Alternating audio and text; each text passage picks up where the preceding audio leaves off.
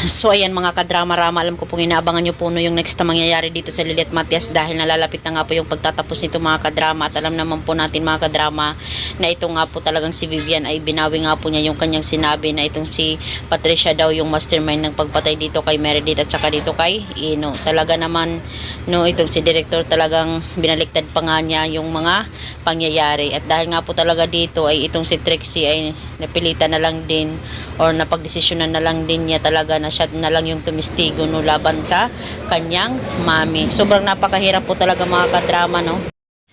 Sobrang napakasakit po talaga mga kadrama no na mismo talaga yung anak mo yung magpapakulong sa iyo. Saan ka pa nun, 'di ba?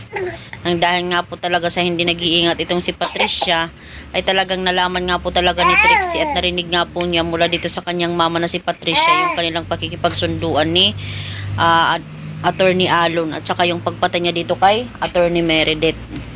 Syempre, sasabihin pa nga ni Patricia na ginawa lang niya daw yun para daw sa kinabukasan ng kanyang anak, para sa kabutihan ng kanyang anak. Pero asan ang kabutihan doon no? Kung papatay ka naman ng ibang tao, wag na lang. Diba marami namang paraan eh. Dahil po yun talaga sa inggit saka sa selos ni Patricia kaya nagawa niya po talaga yung kay Attorney Meredith. Hindi niya inisip na yung dalawa niyang anak na si Era at saka itong si Lilit ay mawawalan ng magulang. Pinagkaitan niya ng magulang. Pati na din talaga yung anak niya itong si Trixie, pinagkaitan niya ng magulang siya na isang nanay. Wala na din nanay na mag-aaruga, mag-guide, maglilid dahil nasa kulungan na siya. Kaya deserve po talaga yun ni Patricia. Mismo anak niya talaga yung hahamak sa kanya dahil sa kagagawan niya. Hindi mabuti.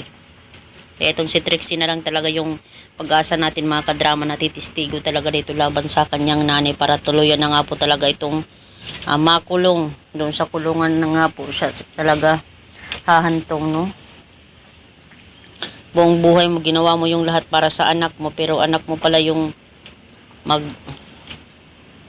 hahantong sa iyo doon sa kulungan dahil sa ginawa mo. Siyempre, ikaw bilang isang anak, hindi mo na rin kakayanin yung ginawa ng nanay mo. Siyempre, nakukonsensya ka din sa mga taong gusto din makahanap ng hustisya.